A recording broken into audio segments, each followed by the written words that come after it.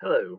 As we get to toward the end of the first 6 weeks, um, a lot of people's Google Classrooms are getting a little messy and asking about how to clean them up and what to do with them because there's have all kinds of assignments and everything. So there's a couple options you can do, and I'll show you that kind of help you out a little bit. Um, the one thing you don't want to do is don't delete your assignments. If you delete them, then when you go to make your classes next year, you'll have to remake every single thing. If you do it one of these ways, you will be able to copy these assignments over to your new class next year. Also, if you delete your class or archive your class, you'll have to re-enroll your students each 6 weeks, which could be a pain. But it's up to your preference what you want to do. I'm showing you a couple options.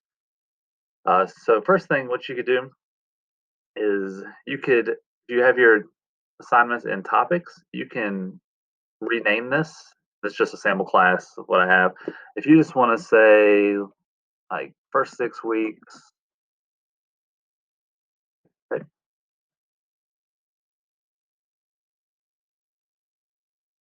for 6 weeks completed, assignment one, just you can name whatever you want.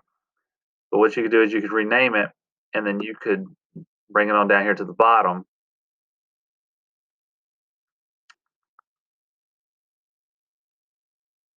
and then you can just get it out of the way of all your students. So when you create a new assignment this coming 6 week, it'll be up at the top, and everything will below this line will be completed, and the students won't have to mess with it.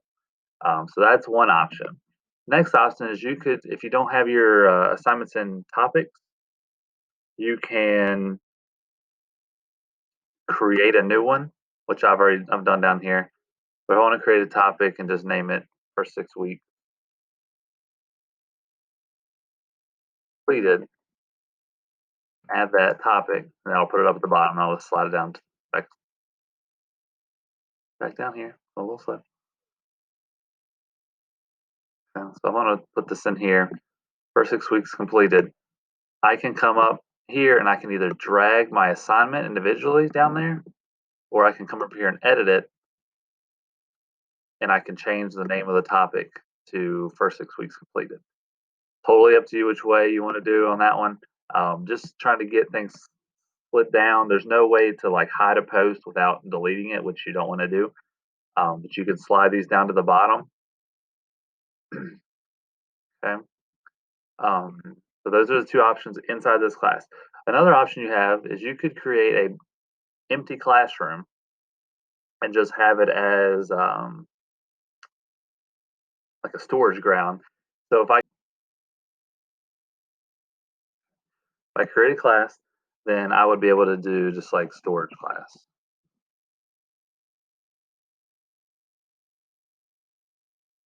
And then I could create this.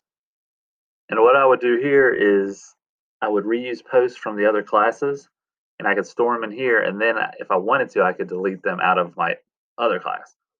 So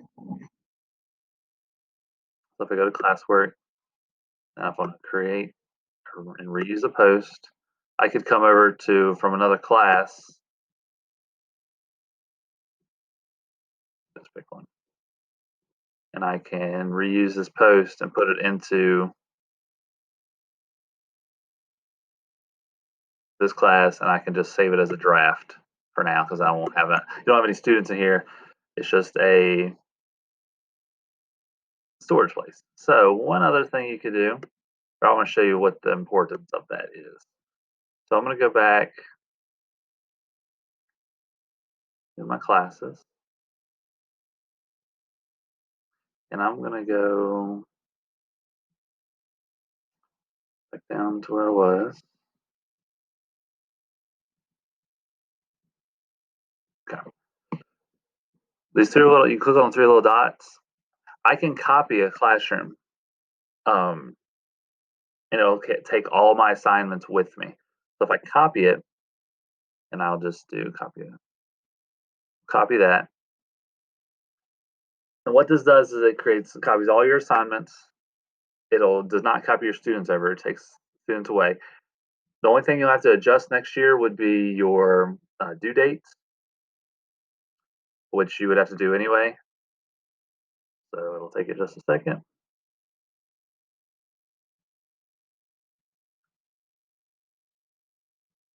Should name it something else.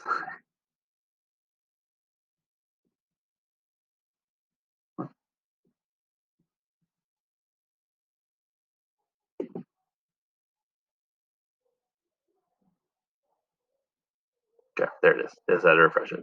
So what this looks like, if I copy it and I go to my classwork, I have all the same assignments that I had, and I like where I moved them down.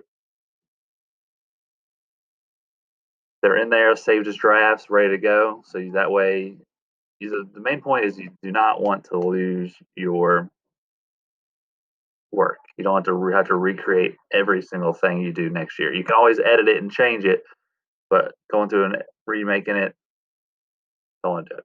So I hope this helps.